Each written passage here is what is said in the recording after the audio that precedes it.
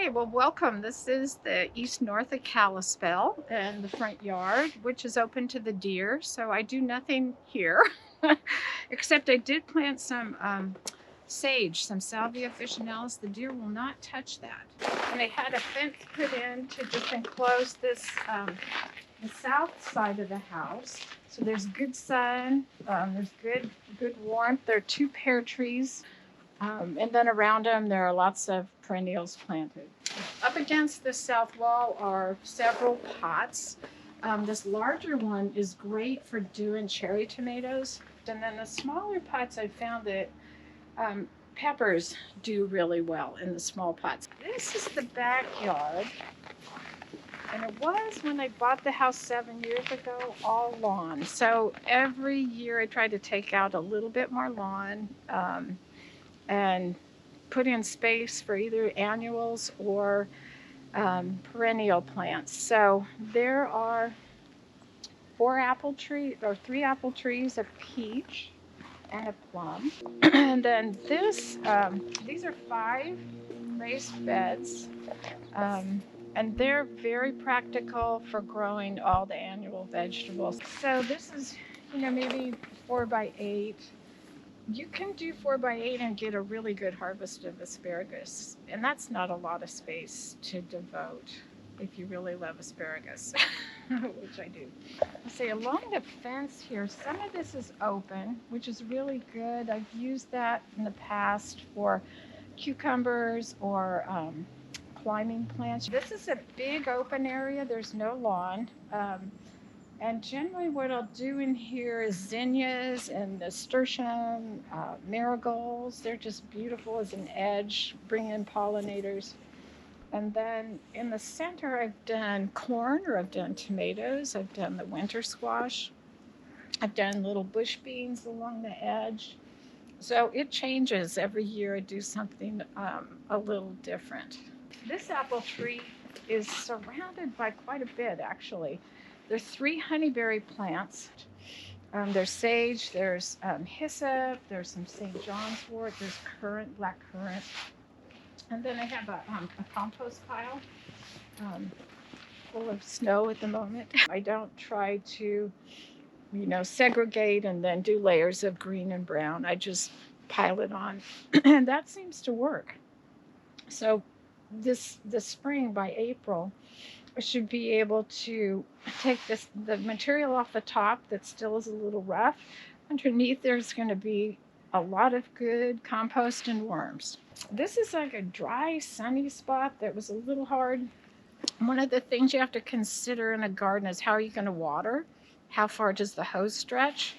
So the hose I have is way over by the pots, and I'd have to bring it down this sidewalk. So I don't often water this. It's on its own. So it's been really good for the thyme that you can see peeking through the snow. You can harvest thyme all winter, all year, really. And then the sage. The sunflowers I planted once, and they have planted themselves ever since. So there are sunflowers all over the garden. These I've just kind of left. Even though I'm not really harvesting anything from them, it's just attracting all kinds of life, which is good. And this is good sun, so I've planted tomatoes, basil, peppers in here before.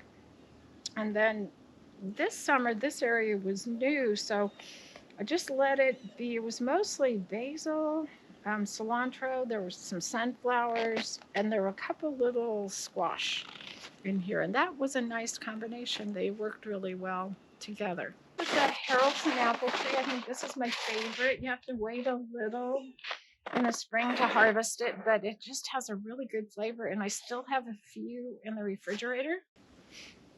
And this area is a little hard to water, so I haven't figured. In the past I've grown cabbage in here. It gets pretty good sun, so I've even grown corn in there a few times, but my idea is to just let it become perennial plants. This is a hazelnut,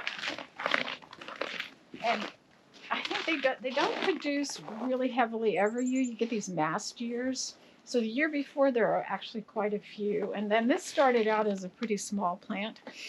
and it's been in the ground maybe 4 years. So it has really grown pretty remarkably. Two elderberry plants. Started those with just little 1 gallon starts maybe 5 years ago, and they love it here. We got it from Growers Greenhouse. It was maybe about $100. It has a plastic cover, and so I use it to just harden plants off. I start them in the basement, and then after they're transplanted, I can bring them out here and grow them on until I'm ready to put them in the garden. Along the deck is a planter that's about 10 feet long and a foot wide. And initially I wanted to grow peas and lettuce because this is shaded in the afternoon, but it gets the good morning sun, and they did really well. But there had been mint in the area that I thought I had gotten all the rhizomes out, but after just 1 year, the mint's growing up through the planter. So now it's just a mint bed. And I like that. So I've got peppermint that I dry for tea. We have other pots that I'll bring out. This has good sun. So I've grown peppers, eggplant, basil, lemongrass in pots in this area. So there are these 4 raised beds. These are just cedar fence boards with some 4x4s, and you can see it's like lined with pond liner. That way I'm hoping the wood will last quite a long time. And then these are pretty high, so what I did is I put a bunch of clippings and wood, just debris from the garden, and then the potting soil on top. So I had peppers in this bed. This is a good space for maybe 3 peppers, and then I had a bunch of basil. The basil loved it in here. It was really protected. It's the best space to grow the basil, and the peppers did really well in here too. Then I had a couple cucumber plants and more basil. Then there was a little cherry tomato and more basil. And this little bed was an experiment. I had a little hibiscus in there, but we just don't have the heat. So this is just water. Water is kind of it's a way it'll absorb heat and kind of moderate the temperature in here a little. Get maybe 10 degrees difference at night between inside here and outside. And then yesterday I was in here and it was about 70 because the sun was out. It felt so good. So it isn't really practical to grow in the winter here. You take a break and then start over. This is my basement, and I have 2 grow lights. They're like a foot by about 4 foot. And I have these boot trays that are perfect for just holding the different seedling trays. You can water, and it's protecting the tabletop. I love these little plastic containers. I've gotten these you can get them at Hooper's, or you can get them at Plantland, and I just reuse them every year. I wash them out, rinse them, and then reuse them. But I love this for starting the smaller seeds. So this size is really good for doing lettuce or broccoli or cabbage or onions. You can do a whole bunch of little onion starts.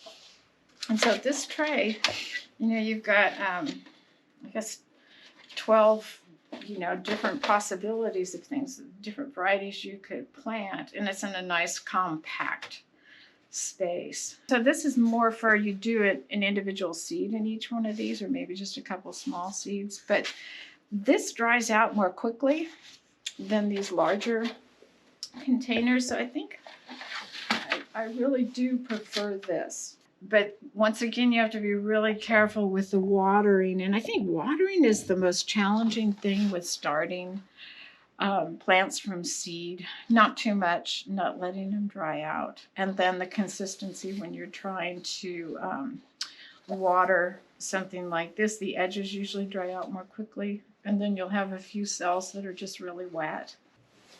I've got this little bin to put soil in and to transplant and do the work. And I like this. These you can get at Home Depot, and they're really for mixing concrete, and they're not very expensive. but it's just a really nice way to contain the potting soil. I have seeds ready. I usually don't sow any seeds until the end of February or the first part of March. So these are all the cool season things. There's spinach, there's some onions, there, is lettuce. So I'm being really disciplined, not trying to start things too early. It makes a difference if you wait. And I think that's the big challenge with starting seeds inside is holding off and then giving them a situation where they get enough light so they don't stretch.